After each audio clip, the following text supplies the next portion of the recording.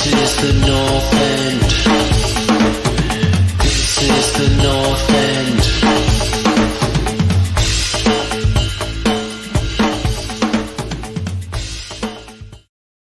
Good evening, North Enders. As you see, this is an R rating on this show. I'm not sure why, but Paul put that in the in the lead. I've got JP Azaz and our special guest Stan from CPFC Toronto is with us. Really looking forward to this one. We're going to talk Crystal Palace. We haven't had an opportunity to talk to Stan and see how he's feeling about the window and where what they're looking like this season. And we're going to talk about Chelsea and their sort of the shit show that is Chelsea at the moment, which will be a fun chat as well. I'm just going to say hello to lads. JP, good to see you, buddy. How's California heat treating you right now? It's brutal. About 90 minutes ago, I actually just got in my car. It said 101. I cruised my parents' house, a quick 10-minute drive. They have one of those redneck pools in the back, and I just literally flopped into it. I needed it. So like 45 minutes, I just laid in that thing and was partially burning the whole time. My feet feel a little tingly, so it's brutal right now. Yeah, shit's on fire over there again as well, which is never good to see. So yeah, it's stay all safe. north, thankfully. Yeah, stay safe if you're in California, generally speaking. Azaz, always good to see you, brother. How are you doing, mate? You good? Good, mate. I'm just trying to think of Stan references for Stan jokes from Eminem. Yeah, I'm just trying to think of Eminem lyrics in my head right now. All good, mate. Very excited for the community. I'm even excited for the Community Shield because I just need football back I know, badly. Right? So, yeah, all good on my side. Nice. Stan, welcome back to the channel, mate. Great to see you. It's been too long. How's things? Good, mate. Good. Yeah. Obviously, same. Just obviously looking forward to it coming back. It's weird, man. Like being a Palace fan every season is anxious, but like this is the first year in a very, very long time I've not been anxious. So yeah. I think I remember last year when you posted in the group, there was obviously an air of fear of what was going to happen. Vieira coming in and not really quite sure what's happening. We'll get into some of the players you brought in, but how are you feeling about your window so far? Are you like it's positive based on what I've seen. It looks pretty good. Yeah, very positive. I think we're starting to do the things because we've got the infrastructure now with the academy and the scouting system and what we didn't have before, but we're starting to do the things that all the top teams are doing, which is identifying players early, getting our business done, early enough to bring these guys in, some of them for the start of the season. I think there will be some stuff going on, obviously, towards right to the end of the window, but yeah, a lot more positive, like much more positive for sure. Nice. Azaz, have you paid attention to Palace at all, or do you know what's happened there? I'm gonna bring up a slate here, and of course, Stan, you can speak to the players that are on this. To who each of these players are. Well, why don't we just start with that, Stan, first?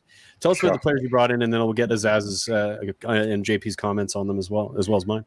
Malcolm Ibiowi, young lad from Derby, obviously lots of potential, tricky winger. Palace Twitter is going crazy for him. They think we found the next Wilf. I wouldn't quite go that far, but he looks good. In fact, the plan was for him to actually come in and go out on loan, but he's impressed so much that he's staying with the first team for the rest of the season. We got him on a free. The best thing about it is, like I said to you guys, Man United were after him.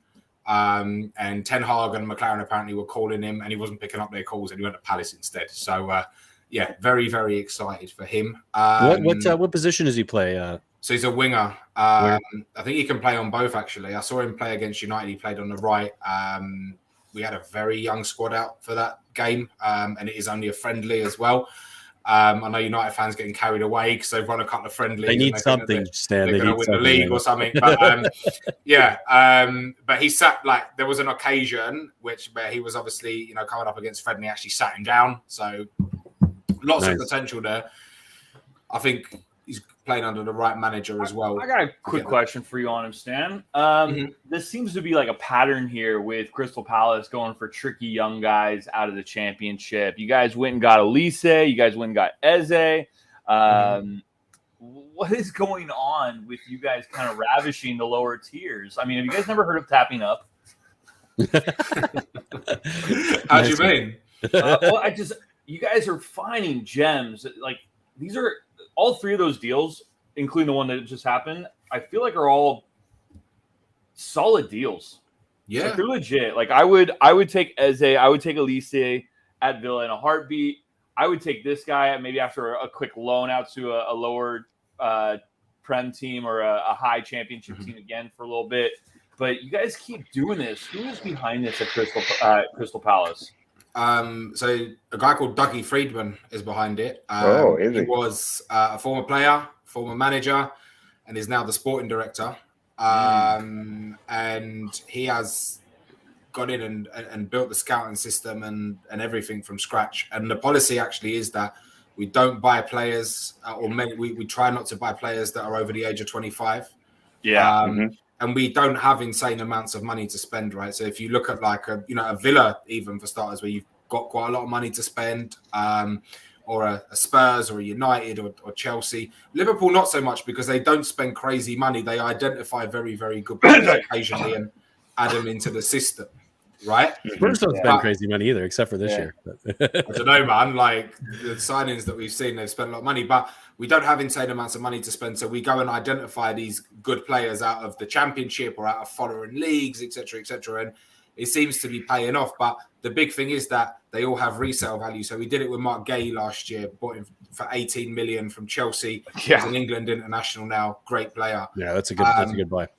Elise, I don't personally think Elise is going to be there beyond this season because he's that good. Okay. I don't personally think I was like, really? Not because he's not good enough, but because he's too good. Yeah. Him and Eze are both just so good. Yeah. But there's huge resale value in these players. So what you can do is you can have them for 2 or 3 seasons, let's say, and then you can sell them on and buy the next batch. And you cycle through that. It's just a smart business model. It's going for the youth to resell, recoup, use one player's funds to buy 2 youth players from lower leagues and just see what you churn out. And man, you guys are doing it right. I really do appreciate the style of transfer business that you guys have going on and that you guys have been doing for the last few years. So we've done some pretty bad business, man. We don't like Liverpool. Everybody have had us like by the short and curlies like twice for about 60 million for 2 players. Sacco, one of them. I think he is the worst player I've ever seen play for Palace. He is just, and you know what? On his game, he can play, but he's just despicable because he couldn't be bothered. He's awful. I can't stand him. For every good player a team signs, there's always a bad player they sign too. For sure. You wanted to add something? Yeah, the one thing I want to add to JP's point as well is I love that the caliber of talent they buy is always from one of the big clubs' academies as well. Like they did, like Eze was at Arsenal. Like there's always like Arsenal, Chelsea. No, but he did his youth team at Arsenal. He did. Oh right? he got released. Yeah. That's what I mean. Like they've always done their schooling at some of the top academies as well. That's really, really good recruitment. And just before you joined as well, Stan, I was just saying, Sellers Park is one of my favorite grounds, mate. Really? The last time I was there was the atmosphere is insane. The last time I was there was in 2016. We beat you 3-2, I think it was, and like Firmino and Mane and Coutinho were doing like the baby because one of them had a kid and stuff, and like I was just in awe of the atmosphere, to be honest with you. Liverpool brought some noise as well, like the away fans. They always do, right? So yeah, but like just the songs, and it was just rocking. The stadium was dope. Yeah. When you guys have a board that allows the fans to kind of almost take control over a stand and let them organically generate their atmosphere, it just makes something super beautiful. Yeah, it's on my list for sure of a park I want to get to before they tear it down. Because it's getting redeveloped. It is getting redeveloped within the next few years. They redevelop it, but don't ruin the atmosphere. No, they won't. So they're actually using the same architects as Liverpool. Okay. Rebuilt. Did you rebuild the Cop, or there was another stand that you rebuilt or something like that? Yeah, the main stand. We rebuilt, and then currently we're rebuilding the Anfield Road stand, and it looks amazing. Like I have to say, being in England when like the Emirates was redone, and like all these new stadiums, I always thought, mate, have you been to the Emirates? Just don't go. Just don't go. Yeah. Yeah, Worst yeah. rated the I worst think atmosphere in the league at the in England. I don't know if you guys saw that article, but they ranked No, them but all that- as far as atmosphere was Did concerned. they? The Right first there with time I Man U, watched right? the Emirates was Argentina v Brazil in 2006. So when it first opened, they started doing these like really high like showcase friendlies there. That was the first time I went. Second time I went was the same year, and they battered us. It was still at a time where like we were Benitez, they were Wenger, and Henri just savaged us that year. Okay. Fair All right, enough. lads, but- I'm going to bring us back to Yeah, bring do us it. back to the top Yeah, of the yeah. All good though. It's fine. Tangents are fine. I'm not Paul. I don't get upset about it. I just want to. Let's go Just back to those gonna players. pull you back in. The next player over, Stan, if you want to chat. So Czech Decore from The big one. he's, I was looking at him a minute ago. Actually, yeah. Go ahead. So he's more defensive, more of a holding midfielder from RC Lens in France. Looks good actually. Plays international football for Mali. He's going to replace Kouyaté, who has left at the end of his contract. He was over 30. Palace have a policy of only offering 1 year contracts to players that are over 30, and he wanted 2 years and huge money. So see you later.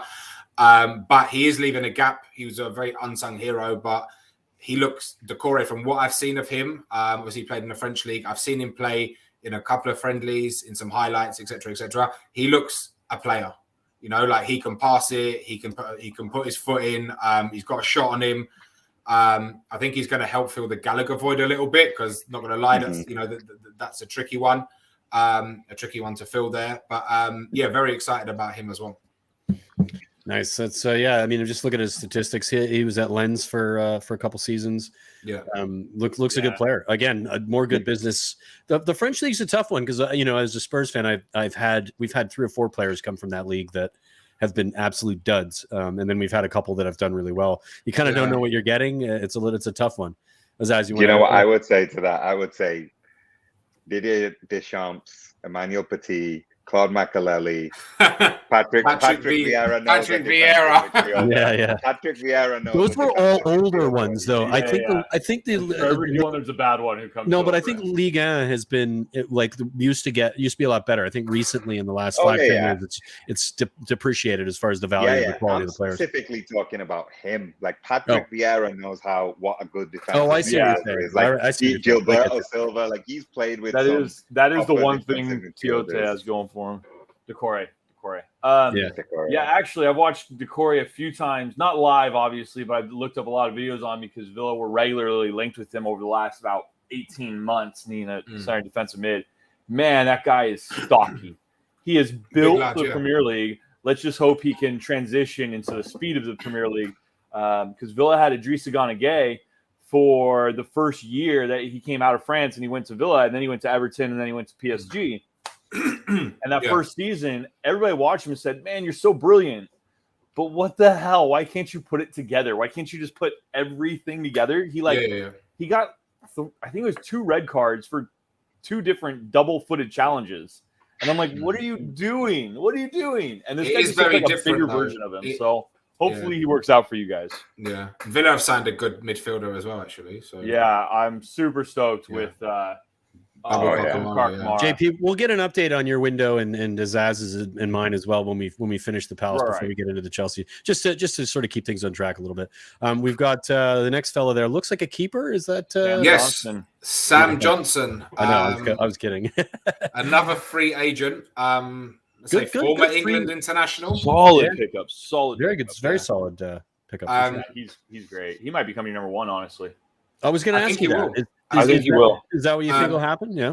So Vicente Gueye is very good. Very good Premier League level goalkeeper. Jack Butland's there as well. You got to remember. Oh, Butland! I forgot he was there. Yeah, and he played a little bit last season. I think he did. He played in the FA Cup run. He played in the league and stuff a little bit. But Gueye is 35. I think Johnson's coming in. He's played at the top. He's gone from he came through Man United's academy. He's played with what's it called? He played with West Brom. He had some good games, some bad games, but he's played for England. He's got the potentials there. He was part of that Euro squad that went all the way to the final. I don't think he played. Yeah. Maybe played 1 game. But yeah, so yeah, happy. I think great shot stopper. Yeah. Villa had him for 2 years. He's a great yeah, he shot did, stopper. yeah, He yeah, seems to talk yeah. with the He defense. was at Villa for a couple of years too. He was at Villa for 2 years He on went loan. everywhere. Yeah, Yeah, he's yeah. been in a lot of places. Been around, He did yeah. great for us in the championship. He came out a lot. It was like our first keeper in like 10 years who would come out for corners and get him. And we were like, oh my God, this guy's amazing. He's a We wanted goalie. it so bad. Back when he was like 24. An actual goalie. He I can know. play with his feet as well, apparently, is what Yeah, I've he's heard. pretty So good. He's not I bad. know Vieira does wants a goalie that can maybe play with his feet because of the system that he wants to keep progressing on. You know, And you guys get him on a free. That's a big Yeah. steal for you guys. yeah. Well, that's 2 on 3. So Ibiowi was free and Sam Johnson was free, Yeah. right? So Nice one. Well, we've got this other fella here. Chris Richards from Bayern Munich hasn't been officially announced, but it's done. Okay, yeah, because I was looking at the list and I only saw the 3, so I was wondering what the situation was. But it is done. They're just awaiting his work permit to come in, and obviously Brexit and some other silliness is obviously holding that up. But yeah, Chris Richards, so US international. He's a defender. He can play centre back. He can play in a 4. He can play in a 3. He can play right back as well. Apparently, he's quite good going forward. Again, another young prospect. Has played for Bayern Munich. Was on loan at Hoffenheim last season. Is a little bit injury prone from what I've gathered. But again, there were some big teams after him. Bigger clubs than Palace. Vieira himself said that it's quite a statement that he has chosen to come to Palace. Is there something to that? Like, what do you think is happening behind the scenes specifically that's bringing some of these players in that arguably would go to a Man U or a so-called bigger club? Generally speaking, that these players are coming. Is it Vieira? Do you think is he luring them in himself with the conversation, or is it just what people have seen from him as a manager or as a player? Like, what do you think is happening there? So again, there was an article I read the other day, and our chairman has even said it.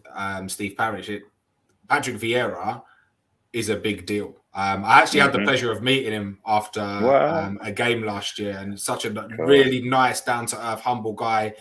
Talked to him for a few minutes, but just really nice fella. But he is a Paul, right? And he was an amazing player, and I think players see that, and he's a winner as well. Like, he's won everything there is to win in football as a player. And he's very humble as a manager, student of the game. And, I think the young lads, especially like where we are as well, like Southeast London as well, there's a lot of young lads that want to become a Vieira, or, there's a big footballing community there. I think, what I read as well, that 56% of British players in the Premier League come out of either Manchester or Southeast London. It's unbelievable. Yeah. I read that as well, actually. Yeah, that's nuts, man. Yeah. And that's why we've obviously built a huge academy, and we're doing that, and state of the art academy there and stuff like that. But yeah, it is. And honestly, no disrespect to Roy Hodgson, but when Roy Hodgson's your manager, you're not pulling in them players. Like, you're not. Do you know what I mean? Like, you might sign. I'm trying to think like Robert Snodgrass or someone like that because they just won a game. But yeah, you're not gonna. Yeah, the pull's not there for sure. I mean, it adds something I think that Palace probably haven't had in a long time. Maybe if ever, like, it adds a level of quality within the squad and within the management team that you guys haven't had. It's good to see, man. I'm happy for you guys. I mean, I hope you don't get in the way of us winning anything, but I will. I think we're a while away from winning anything, yeah, mate. No, I don't think that's true, but we can discuss that later on. Let's talk about some of the other rumored players here. We've got a few other players here that I'm completely unaware of the rumors specifically, so maybe you can speak to them. One of them is a player you clearly already have. Is that a re-signing scenario, or no? So that's Benteke could be going. Oh, is that Benteke? Yeah, he could be going to Wolves. Oh, I couldn't even tell by the picture there. Okay. So Liverpool very nicely sold us Benteke for about 30 million quid back in 2016. I remember that.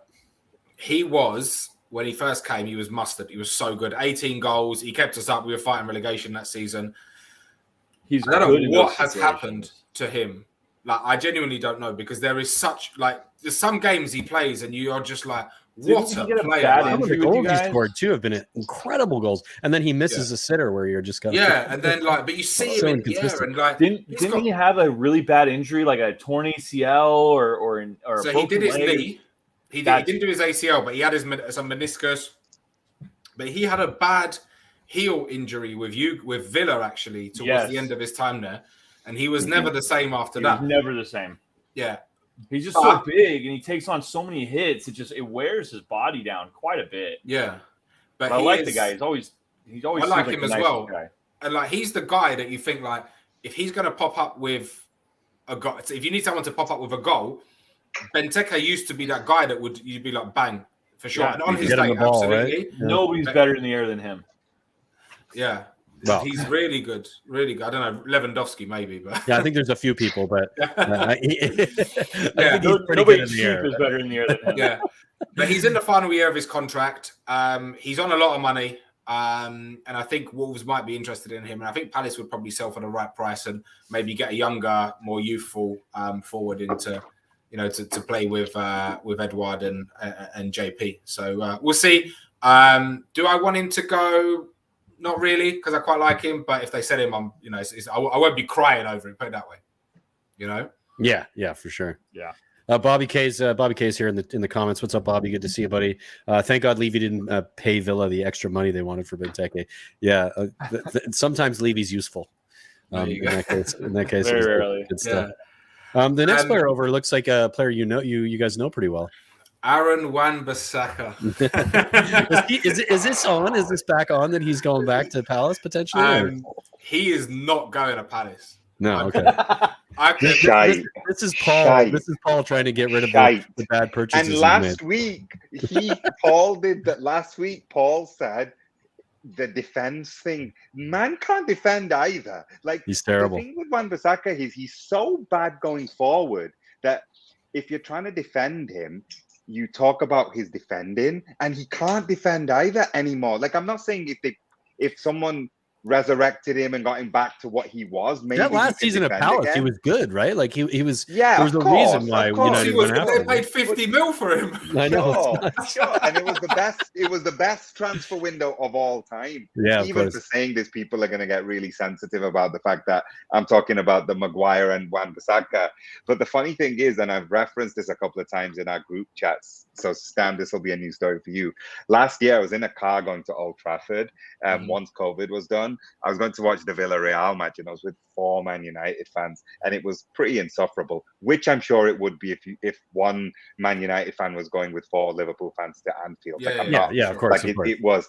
But anyway, at one point, one of them had the audacity to say, if it was a one-off team and we were playing a team from Mars.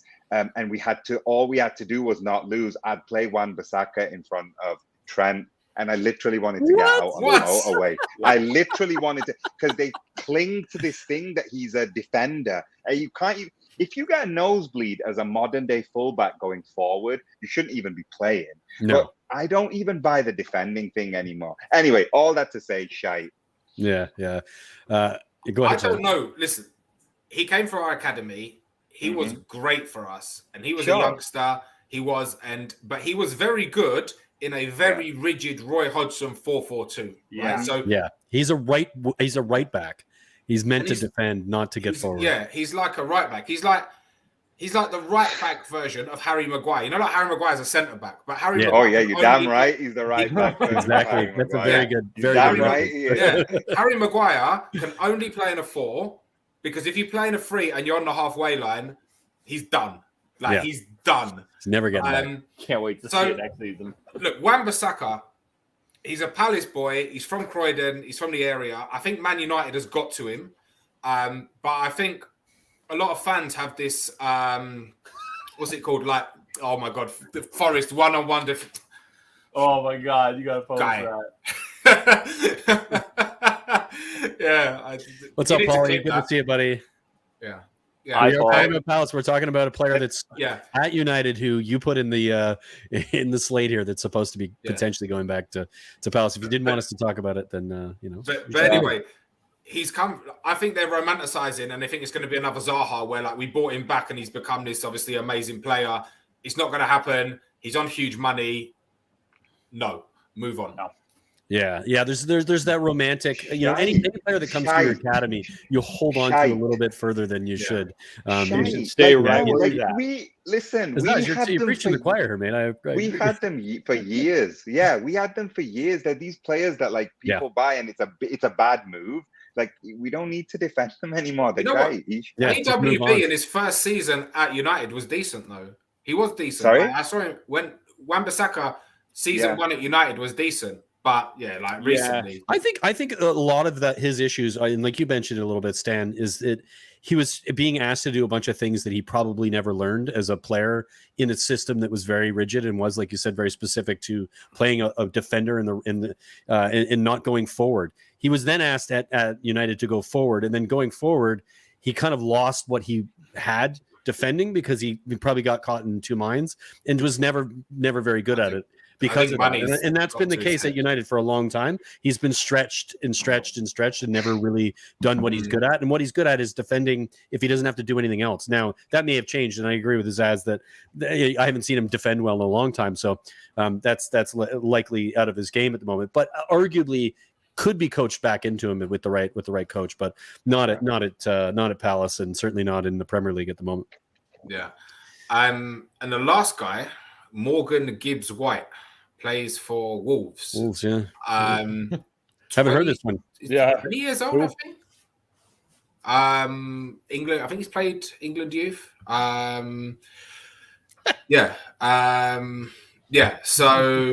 I think there's a lot of clubs after him. I think Wolves want a lot of money for what he is, and I don't think Palace will pay 20, 25, 30 million for him. They just won't do it because we don't do that as a club. If they did, I would be shocked. And we do need an attacking mid, and I think we're in the market for some other players.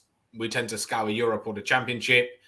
But if the club think he's good and he's going to make a difference, then let's see. I just don't know if it's worth spending 20 or 30 million, Yeah, he's for played sure. at England at every level. Those guys are pretty well-rounded, but it's just funny whenever you look at Wolves squads, like there's very few English people in there. Like it's all Portuguese and they're running thin on the contingent, right? Yeah. I think they're running thin on players. No, that too. I can't tell you who's there. Squad, I genuinely can't tell you who's there 1 year to the next.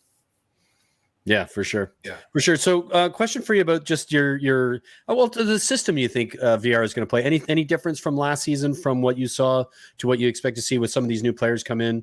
You guys went from playing, pretty rigid 4-4-2 to playing a bit more expansive football, a little bit more on the front foot, bit more creativity in the midfield.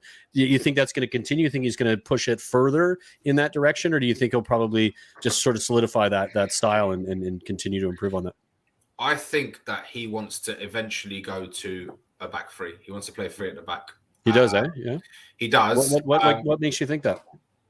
Because he's got Gueye, Anderson, and Richards. And Richards has not gone to Palace to sit on the bench. But is he ready to play? Is Richards ready to start?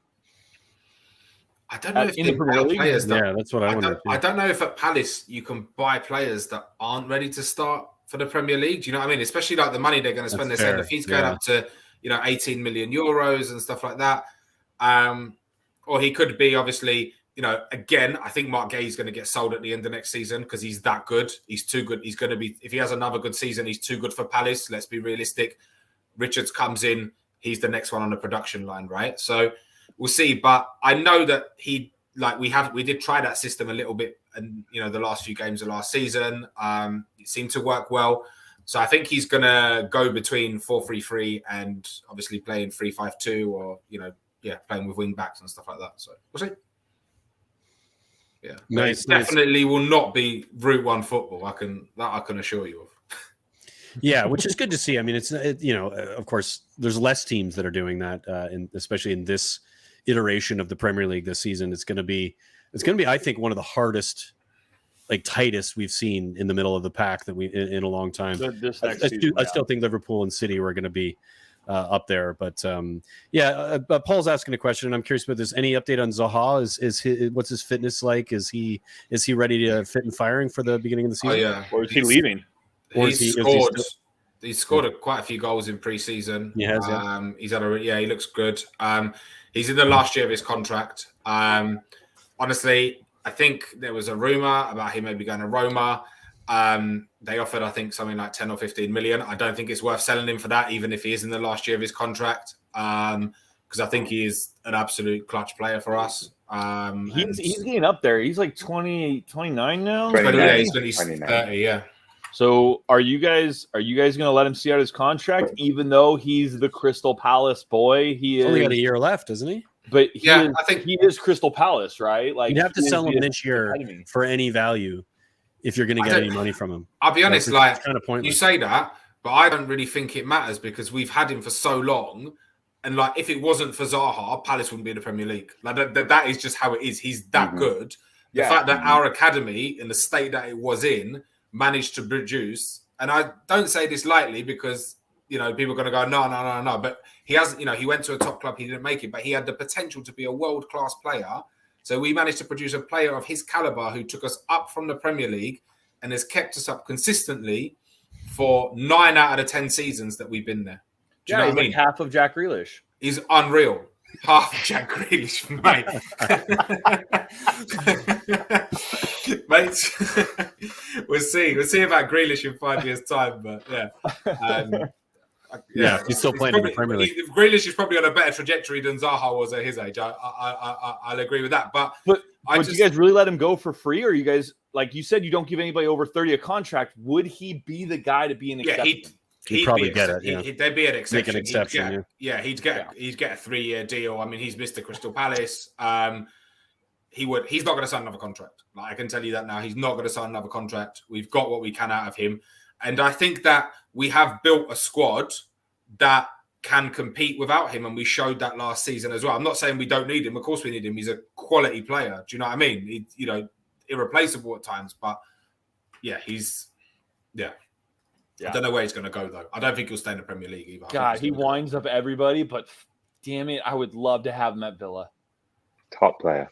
He's just such he a just rat. knows how to- He's such an annoying prick, and I want him because he's such an annoying prick. He makes me crazy, that player. Dude, he can't stand drives watching me absolutely shitty crazy. I'm just like, just kick the fuck out of him. And I think most they people do. most people would like him at their team, but he's the Yeah. player you hate. You know Right? what, It's one though? of those types of players. I've met him a few times, and up until the last time I met him, I was like, "Oh, he's a really nice fella." I think he'd been kicked off the park by Leeds after I met him last time, like this year, and he had the ump, man. Like, he didn't want to pose for a photo. He didn't want to sign any autographs. So, but yeah, he's just like, he can on his day he can play teams off the park. Like, he's done it to Spurs before. I don't think he's done it to Liverpool or Villa, from what I can remember. But he can play teams off the park. He did it to Arsenal. He's had some games against Villa. Yeah, he has it in him for sure. Good player. Yeah. So you guys finished mid-table. What was the position you ended up in, Stan, last season? I think we finished 12th. 12th. So where do you see, or where do you see Palace finishing, and where would you, obviously you'd like them to the highest you possibly could finish? So where do you expect Palace to fit into this very competitive Premier League? I think it will be around the same. And it's Is different. that a success to you? Don't you think you should be getting up in that top 10? So I would like to get up in that top 10, but I'm always, like I said, this is like the first season. Stan's also miserable. Let's just be straight up. Yeah, I'm just realistic because I know. Do you know what I mean? Sometimes Stan comes off as miserable because you'll in the chat I'll be like, oh God, it's the worst thing that's ever happened in the world when something happens to Palace in the middle of a game. It's so funny. But I think that league now is so strong in the middle of the park. So if you think like clubs are trying to break the top 10, but I do think there is an opportunity this year because I don't think Wolves will be very strong. I think Leicester are going to be weaker because they're going to sell Tielemans and they're going to possibly I haven't bought anybody. Yeah, I've heard Kasper Schmeichel might be going as well to France, to Nice or somewhere like that. They're going to hurt big time then. Yeah, so there is an opportunity to get up there. Brighton apparently are getting rid of Malpai. They sold Bissouma. Apparently Cucurella wants to go. So there is an opportunity to break in there, but I just think you've got to be realistic that we're not a massive club by any stretch. Our budget isn't huge. We have good players. We play good football. It's a very, very slow build. Take it slowly. I would say anything between 10th and 14th is a good season for Palace. Cool. All right. Well, anything else, you guys? Any questions you got for Stan about Palace before we move on? Yeah, I got a quick question. You were saying you guys are doing a stadium rebuild. Are you guys doing an expansion with that as well? Yeah, so expand the capacity, I think, to 36,000. Build a new main stand, and obviously refurbish some of the stands that are there because it is a very old, rickety stadium. I will say the match day experience from when I used to go as a kid to when I last went has improved enormously. Like, it's really good. It's great to see. Obviously, you can tell that they are a real Premier League club now as well, which is fantastic. But yeah, but I think that's a few years away yet, but we'll see.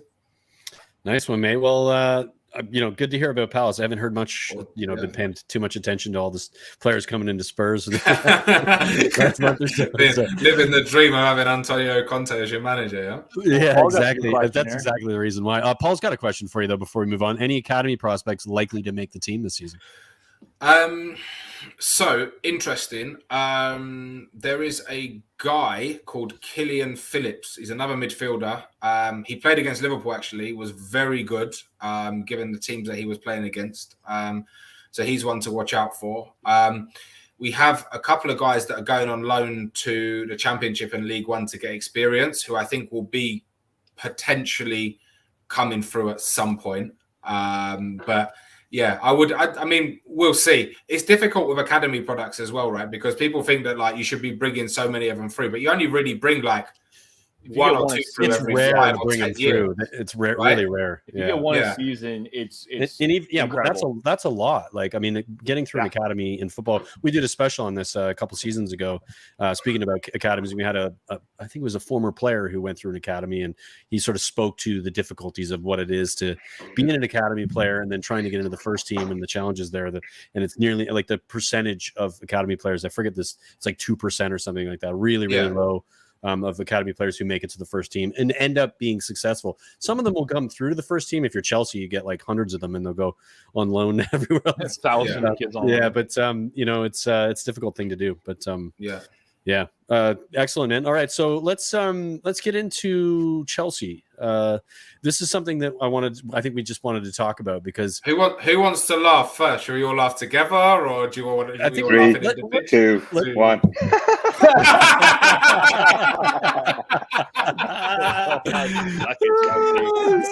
Good shit. All right, let's look at the quote here from Tuchel. I mean, I don't know if you guys saw the interview, but I watched the whole interview, and man, was it uncomfortable. I mean, for him, I was laughing my ass off like we just did. I'm far from relaxed. I could not guarantee we'll be ready in 2 weeks. I mean, to say this with 2 weeks to go is nuts. We got sanctioned and players left us, and some players are trying to leave us, and this is where it is. So we had an urgent appeal for quality players, a huge amount of quality players. What a mess they're in. I mean, they're a lot of their transfers that they're trying to get over the line have failed miserably. Barcelona, who somehow has no money and can't afford to buy players, are still buying players. Team is buying players in front of you.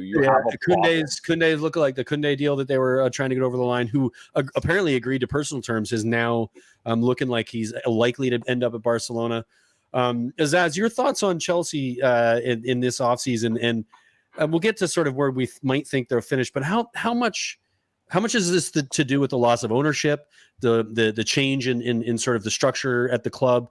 And, they fired a lot of players. They're just such a mess. What are your thoughts on what his comments are and where Chelsea are at in the preseason?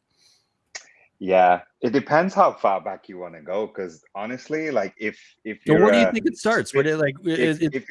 If you're a spiritual person, karma is a bitch. That's what I would say about this. This goes back to 2003, to be honest. Like, they trolled the league, they trolled Europe. This goes back to Abramovich being appointed in the first place. Yeah. I agree. The karma part. I'm joking, obviously. Like, I'm saying this in jest, but like, if you write checks that you can't cash, well, they literally could. So my are we talking Barcelona now? But like, no, I'm talking Chelsea, man. Chelsea like, for 20 years, they have trolled English football and European football, and like, they're the original what Man City ended up becoming. So I don't know if nobody feels sorry for him. We just laughed at him. But like, to be honest, on a practical side, like if I'm taking like spirituality out of it, I guess, and I'm not like leaning on karma. Yeah, it totally is. It's about Abramovich leaving. It's about Russia. It's about, they were European champions 15 months ago. So know, it's like nuts, right? you can narrow it down to that small of a move, and it's crazy how this world works, right? And we're talking about football. You can extend that to like so much more like serious things, I guess. Like one butterfly effect thing can have such a big effect. But honestly, like to me, it's like they had this coming for 20 years. For 20 years, they had this coming. So practically it comes down to what happened earlier this year.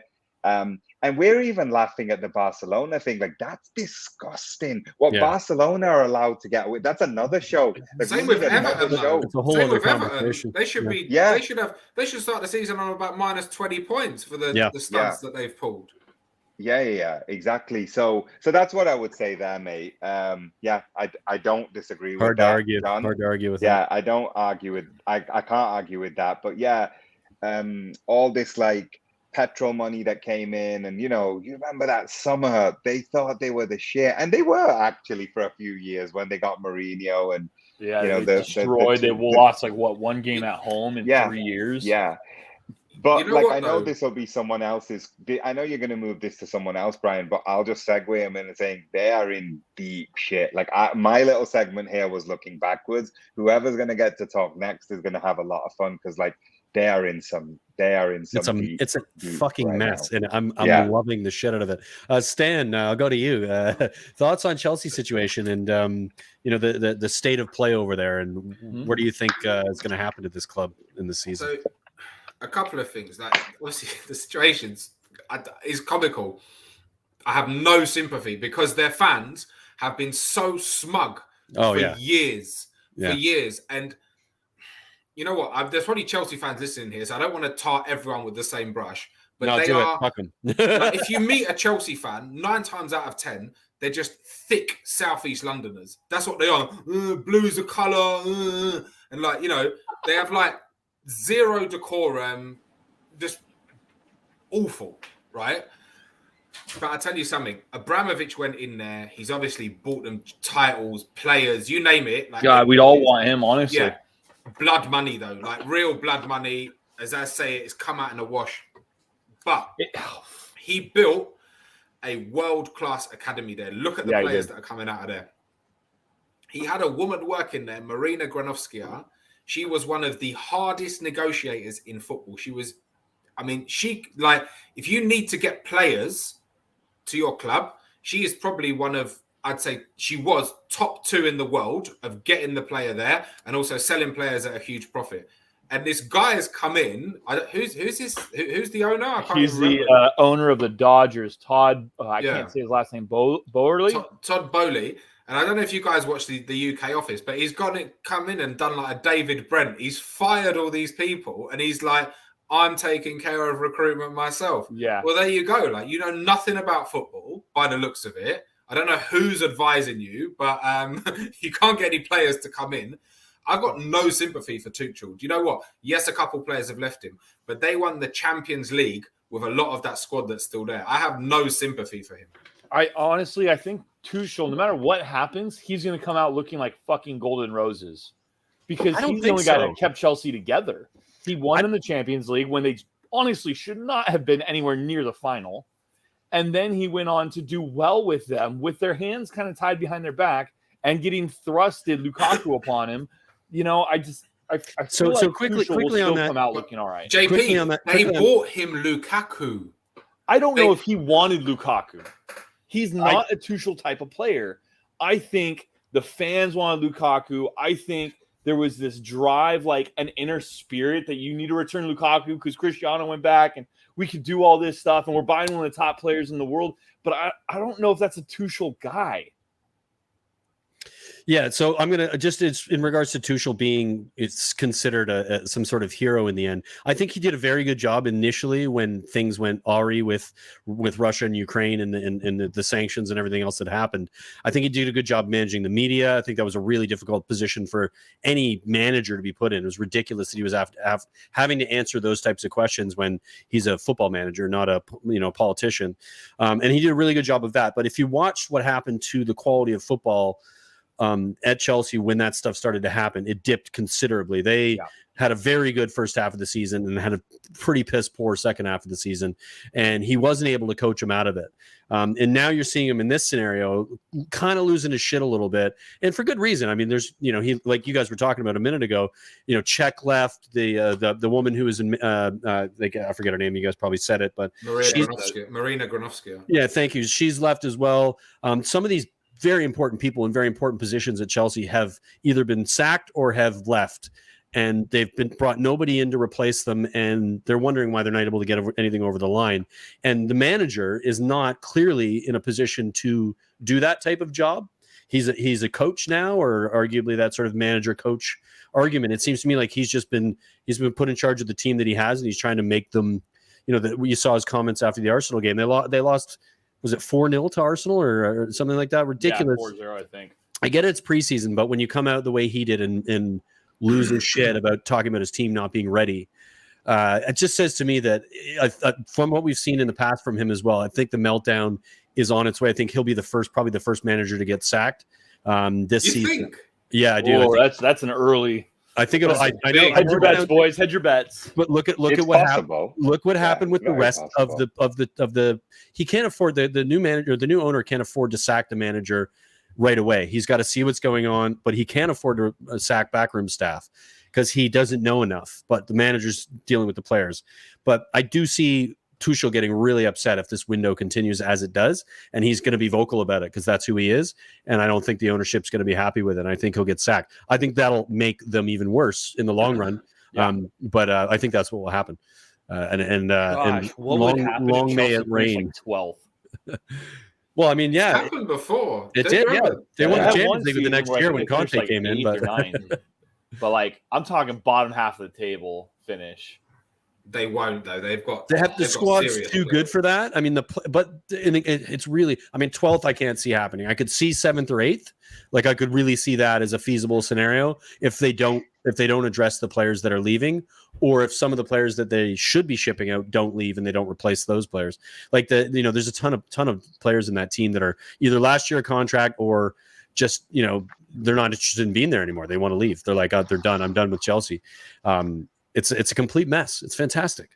I can't believe I have to admit to this, but at the beginning of the summer, I thought Chelsea were a shoo-in for top third. Honestly, at the beginning of the summer, I thought everything was not good. if you watched any of them, the end of this last season, no way. I thought everything was going to be fine, and then Marina left, and everything. They're not getting the players they need. I've seen this tumble as I thought one thing, and then as I'm seeing more and more effects, it's like, okay, my mind is changing drastically in this assessment of Chelsea's readiness for the season, and just honestly, do they have the squad? And honestly, I don't even know if they have the squad depth anymore. When you're talking about you have to use players like Ross Barkley as like your future center mid for backup, it's like, but you know what? That's not going to be That's a great. really good point, JP, because when I think about it, like Palace have only got to play League and Cup, right? But Chelsea, they've got to play Europe. 4 comps, yeah. Yeah. They're playing the Premier League. They're playing the 2 cups. Yeah, 2 cups.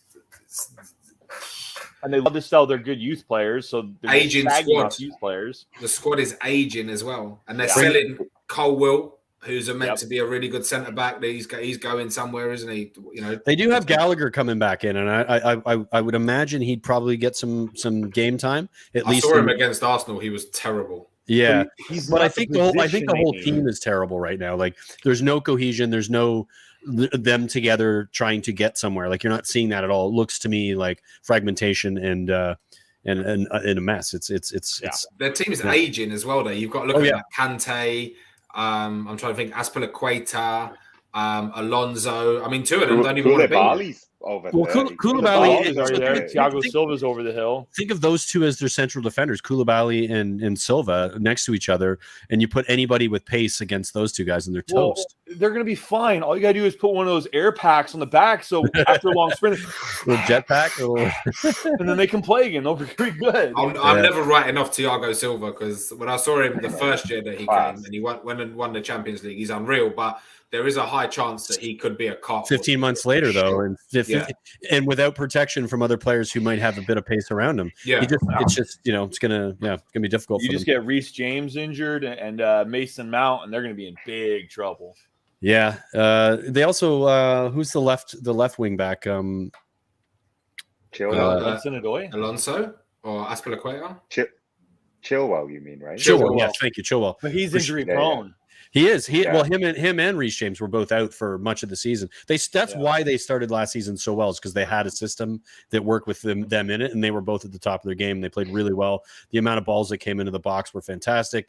They looked really good because of it. But they have to stay fit, and whether they stay fit or not is, will remain to be seen. It's going to be an interesting season for them. JP, where do you see now after all this stuff that's happened? Because you said that you thought maybe top 3. Where do you think Chelsea finished with this? I don't see them finishing top 4 with this squad. I don't see them finishing top 6 with this squad. Like you said, 7th or 8th is probably more realistic. I mean, they haven't improved like Arsenal have. They haven't improved like Tottenham have. Liverpool's still strong. Chelsea's still strong. That's 4. Man U is going to be kind of at least in some form of a coached kind of narrative where they're going in one direction. That's 5. And then you're going to be battling it out with honestly, West Ham looks stronger at this point. West Ham have improved more than they have, certainly, when it comes to the players they brought in. And they got a good defense at West Ham. I think they'll be all right. I think Chelsea will drop down and Spurs will take that 3rd spot. Arguably, I think Chelsea will be in the mix for the top 4 because I don't know if there's an outstanding candidate. I think what we really talked about will last depend week, how these other teams how they manage their new players coming in. Yeah, to determine whether they drop, how far they drop, right? And to see how the World Cup hits them. Yep. Yeah. There is but what I think is it's that thing we were saying last week that I don't see Liverpool and City getting the 90 points this year. Yeah. I think that there's going to be 85 to 87 parity. God, I hope it's below 80.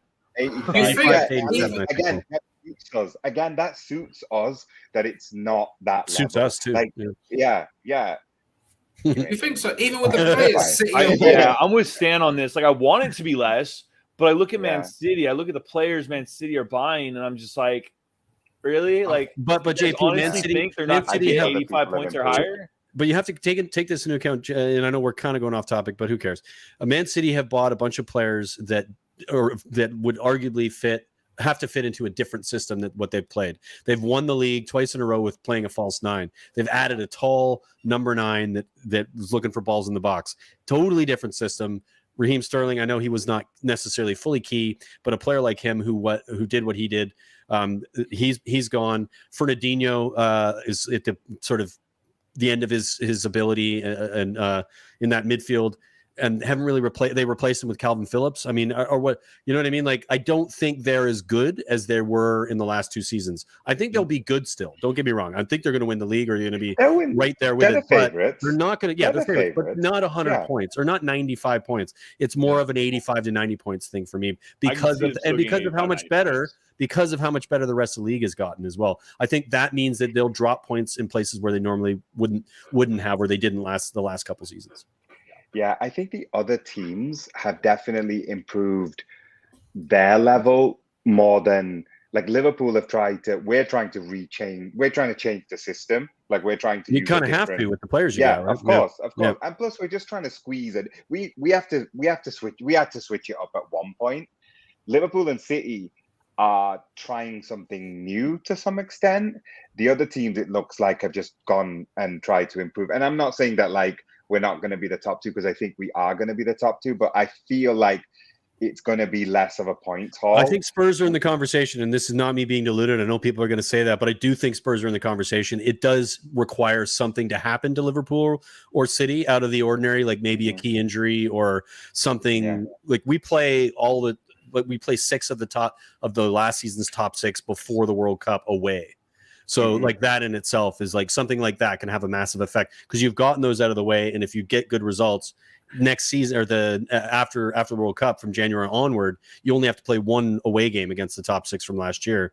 That's a massive advantage. So things like that can come into play. Now that's what I'm hoping for, but that's what we would be required for Spurs to be in that conversation properly. But certainly in that third position, they're there, and I think from anything below that, there's 4 or 5 teams that can challenge for that fourth spot, with Chelsea's drop in quality and drop in just the people behind the scenes that normally make them so good and so difficult every season, not having an owner who's just going to spend whatever the fucking money he wants to spend. I said that to Chelsea fans. I'm like, you guys realize it's different now, right? You realize you don't have the same owner. It's different. You have to accept this. But he's trying to buy players. He's rich. He's going to do the same stuff. No, he's not. He doesn't love football the way Abramovich did. You got very, very lucky, an anomaly with what you got from him. Sorry, Stan, go ahead. But he tried to buy. I think he was in for Lewandowski. He was in. There were so many players that he was in for with like the shitty bid, and then there's somebody like people behind the scenes who know what they're doing to bring those players in. Like I said, they've gone from obviously Roman Abramovich and the structure that he built there to being owned by David Brent, mate. That's probably the best way. I less than a year ago they bought Romelu Lukaku for 97 million, I think it was, and like 6 weeks ago they loaned him 7. They've loaned him back for 7 million. Oh, yeah. That's crazy. So they took a 90 million hit on a player in 1 year. Like honestly, like I want my board to be so petty that it'd be like, you ain't having him back. Like, because then we look like a laughing stock. If AC Milan or Juventus want him, you can have him for 7 million. Send him somewhere else. Not to the team. Literally to 90 million. Yeah, and you know he's going to go there and score 20 goals. Yeah. Of course he is. He didn't become a bad player overnight. He was just the wrong player for that. Any player that goes to United actually never comes back good. They always get ruined. Chelsea ruined strikers. I mean, the number 9 curse of Chelsea is a thing. It seems. At this point, it's a thing. Yeah, Chelsea it seems like the last few they've had since Diego Costa, every player that's come in that position with that number have been poor. They bought Torres from Liverpool and he was unreal. Morata. Yeah. It's literally been Drogba, Anelka, and Costa in the last 15 years. Yeah. Those are the only 3 that have performed. It goes back to Chris Sutton. The number 9 curse starts with Chris Sutton in the late 90s, and then there's been like remember him? Did Crespo wear it? I don't know. Shevchenko. Remember Kesman. There's so many of them. So many of them. It is so great. It's a striker's graveyard. It really is. Yeah, absolutely. Well, quickly around the horn before we pack it in, I'll start with you, JP. Thoughts on Villa's window so far? How are you feeling about the season? Are you confident? Are you feeling good? You think you're going to be more consistent than last year? Stevie G, you still with Stevie G? I know we're going to hit this a little bit next week, or at least that's the plan. So I'll just just an overall quick, not too detailed. As John Carter points out, I'm sipping this moonshine. Moonshine, the water. Moonshine. Yeah, it's really just water because I'm literally fucking melting. I'm going to give Villa like a 7 out of 10 on the window. I thought we've addressed some areas that we really need while not completely hitting every single thing that we need to get. It's very clear that Steven Gerrard still wants a top number 8, a really good center mid. And I thought Basuma was going to be one of that guy playing kind of an 8 for us. Nope. You thought he was going to go Villa? Yeah, well, we bid 35 for him in January and got turned down. He had 6 months left, and we gave them basically what they wanted, and they were like, Stevie's got clout. They didn't want to do it in January. And Gerrard's of course, got clout, Tottenham comes with top 4, and there you go. He's going to go. And Conte. Signing Philip Coutinho, signing Boubacar Kamara, signing Diego Carlos from I don't want Harry Winks. We need a big guy. Harry Winks is like my size. Winksy. Get in there, Winksy. Jamie Redknapp's favorite player, man. Like anytime Right. Tottenham play, if you watch the Sky Sports afterwards, he's just like going on about Harry Winks. I'm like, Is it? I'm like, what did you even watch? what are you I don't watching, even know. mate? Yeah, Yeah, yeah. I would really enjoy a top half finish for Villa. I could see us finishing that. Oh God, I'm gonna put my head out there. I'm gonna go like an 8th or a 9th place. I really want that. That's what we need to hit to make our next summer the summer we make a big push. That's what we Right. need. That's what it has to be. It needs to be 8th or 9th. So next summer we can go big on a striker and we can see what our owners are really made of. See where you go next. How Azaz, how you feel about Liverpool's window so far? You there's still a long way to go by the way, guys. Yeah, You yeah. know, we'll rank them when we get to the end of the window. There's still lots happening. But your thoughts on Liverpool so far? I'm all right. Like I think we could have done more, definitely. I think I'm really excited about Darwin. Doesn't even matter who the player is. Like I like him anyway, but it was just time for a number 9. Like I think we've still got Firmino in the squad. We've still got players that can play in that number 9 place. Sure. We still have people never learn, hey? Like people just like I love how everything's documented now and we've got receipts for everything. Like but anyway. Yeah. So I think that for me it's like I wanted a number 9 now. I still think Salah will be the top scorer, so there's a little less pressure on Darwin to be that guy. But I'm excited for Trent and Robertson, even Hendo and stuff to just be putting those balls in and someone actually gets on the end of them rather than them like just being headed out. Why we even do that when we didn't have that number 9? Because Jota and even Mane were decent in the air, but I'm excited about that. Very excited about this kid Carvalho. He just came out today and said he wants to be in Portugal's World Cup squad. So he'll be striving towards it. He's a player as well, like really good player.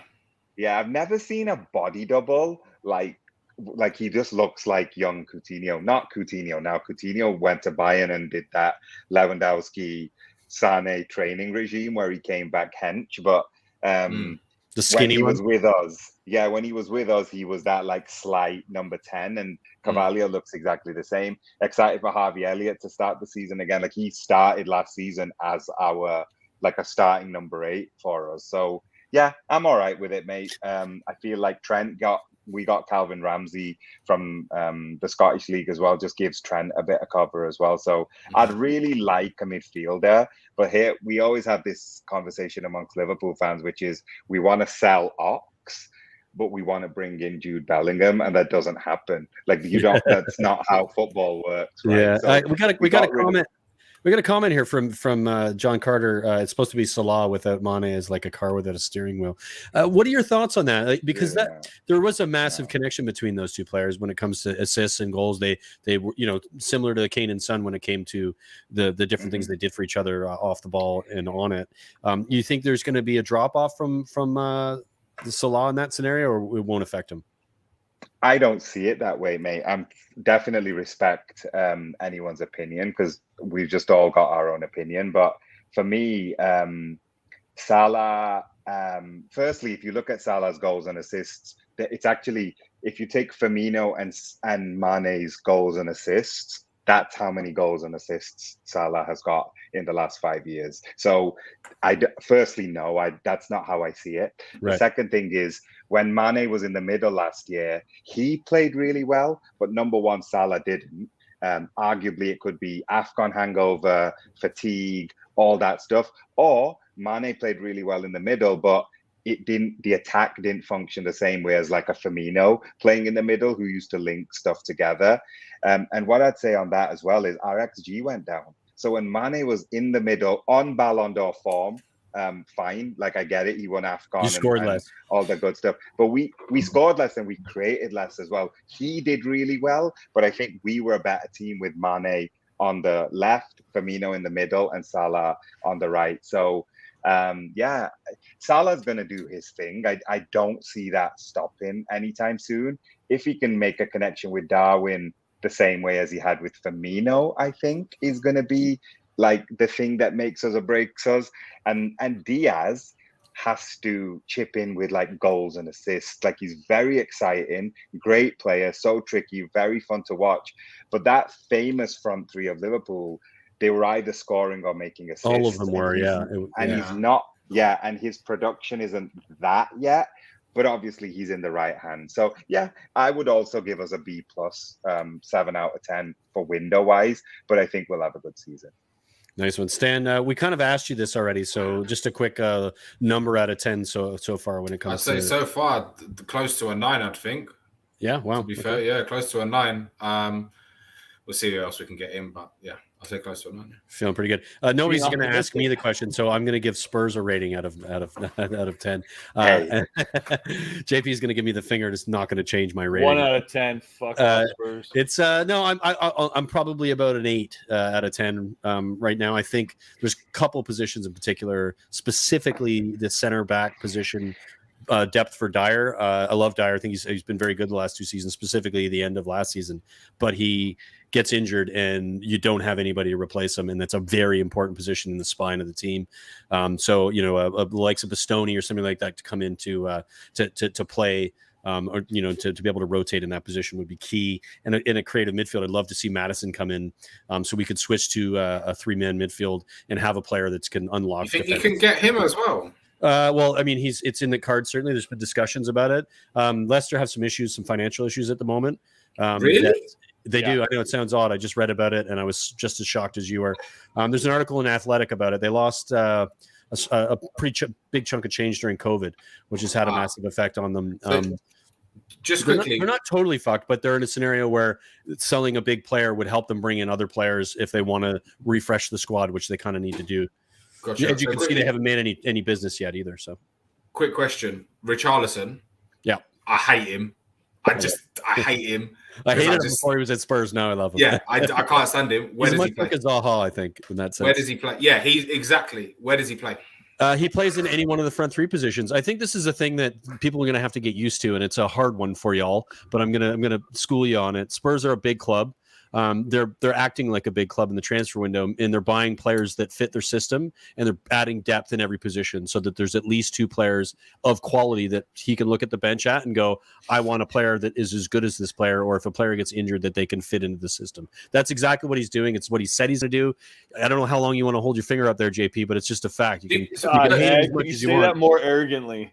No, I'm going to say it arrogantly because people need to because I'm sick of educate it. all you. No, because JP, and I will continue to do it because I'm sick of the nonsense from you uneducated pricks who keep saying the same thing about Spurs over and over again. There's a difference between where we were before and what we're doing now. I'm just wondering from his Stan, point you're of view. fine. JP's a prick now. He's obviously gone from a club where he's the main man. Obviously, less said about them the better after last season and their manager and whatever. But he's gone. He's the main man, etc., etc. But he's comfortably gone to Spurs to sit on the bench, which is surprising. I don't think that's going to be the case, mate. We're in 4 competitions. If we've seen Kane and Son get run. We've seen Kane and Son get run ragged on a regular basis, and when that happens, our levels go down. A few other defenses ragged as well. That won't happen anymore when you have a player you can put in there that is arguably not the same level, but at a level that's still going to cause the other team problems.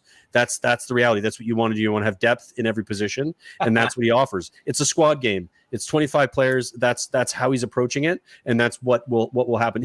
He's not going to start immediately, but he can earn his way into the team. And if anybody gets injured, you're not losing as much as we would have before. You got a good player for sure. Yeah, and that's the point. And I think he's going to try to strive to get into any one of those front 3 positions, and we can rotate. Having a player that we haven't had a second striker at Spurs in like 6 seasons, like a proper one. We had Llorente, who we bought. That was the last second striker that we had. But honestly, he can step in against any top bottom 10 team. I feel like the one thing I would say about Richarlison is, I mean, people could level that same thing at Darwin. You could say the same. I don't think you could say the same thing about Haaland, but Richarlison, he might flop though. Like as in, and like I said, the Darwin thing. I feel but I think the others are like sure shots. Like the way I look at Tottenham's business this year, I think the only risk, unless Basuma just doesn't fit in or something, I think like from what I see, And I'm not just saying it because Everton and he's a twat. Like I've said it to you directly, Brian. Like I feel like he's one of those players that's I like, hated him if at he's on Everton. your team, you kind of like him because he's needly and he's already had beef with Arsenal as well. He loves the dark arts, man. I'm a big fan of the dark arts for sure. But I think the level of Son and Kane is so high that that's what I was. Like they're world class. But they can't play every game. No, they can't. And they will. But I don't know if what's interesting is that because Richarlison is that guy.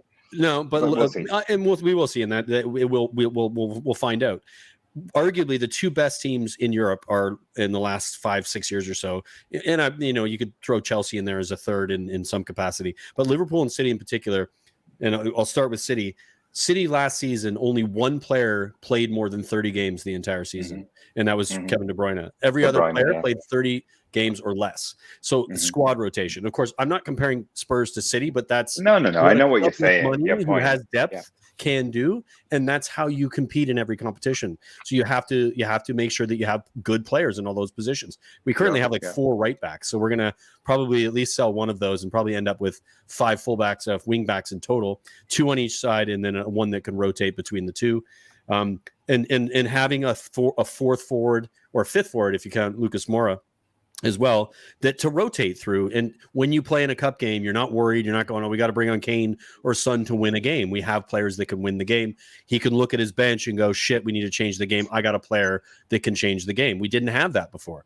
So that's what we're seeing at Spurs right now. And it's a weird one to watch. It's weird for us too. Like we're just surprised by it going, well, I don't know what's going to happen. I don't know. This is very odd, but just to sort of, I think that's when you bring in a manager like Conte is going to expect that level of cover and that level of depth in his team so that he can do that, and that's what Richarlison purpose is for. I don't really care how much he costs. It's not my money, and so if it works out, how much was he? 50 million plus add-ons. 50, yeah. 50 plus add-ons. It's also 5 subs this season, and the 5 subs. Right? Conte's mentioned that as well. Yeah. Conte's mentioned that like 4 or 5 times in interviews. 5 subs. He keeps bringing it up, and I'm sure he's telling, management and Levy and everybody else, going, think about what this means, because how much you can change the game. Honestly, with 5 subs, you can use those 2 extra subs to affect the games much earlier in the game. You can sub a guy off after 30 or 45 minutes if they're playing like crap. You can rotate through different positions multiple times and change the game in different ways. It's going to roll on, roll off next, wouldn't it? Yeah, exactly, exactly. Well, on that note, lads, I think it's time we probably call it out. We could do the 5 subs rule and have a whole show about that, and maybe we will just before the season starts, or we'll have it during the beginning of the season to sort of see what's going on. But Stan, I want to thank you for coming on, mate. Absolute pleasure to see you again, and always good to have you on the channel. Where can people find you, and just give everybody a little bit of info about CPFC Toronto? Yeah, so find us on Twitter or Instagram and Facebook, so at CPFC Toronto. CPFC Toronto shares a pub with Villa, so Toronto Lions, they love each other, right? Yeah, we do get on really well. I don't know, obviously, JP, if you know the history, but Villa actually helped found Crystal Palace back in the day. So there's a lot of mutual respect there. But yeah, so find us at the Wheatsheaf pub on most match days, King and Bathurst. And if you're a new Palace fan in Toronto, we'd love to see you down there. Awesome. Cheers, Stan. Thanks for coming on. It's pleasure to see you, JP. Always pleasure to see you, despite giving me the finger for extended periods of time. I probably deserve it, but I don't care. Have a good one, folks. Thank you for watching. We will be back next week with a very huge show we do every year, just a preview show. We're going to talk about all the clubs and where everybody's at, and something to discuss before the season starts. It's only it's so close. It's like, oh God, it feels so good. I need it. Yeah, very excited. It's very exciting. So thank you for tuning in. Make sure you like and subscribe. Smash the subscribe, smash the like. Thank you for watching. Thanks for the people who are live with us, and we'll see you next time. Cheers. Bye.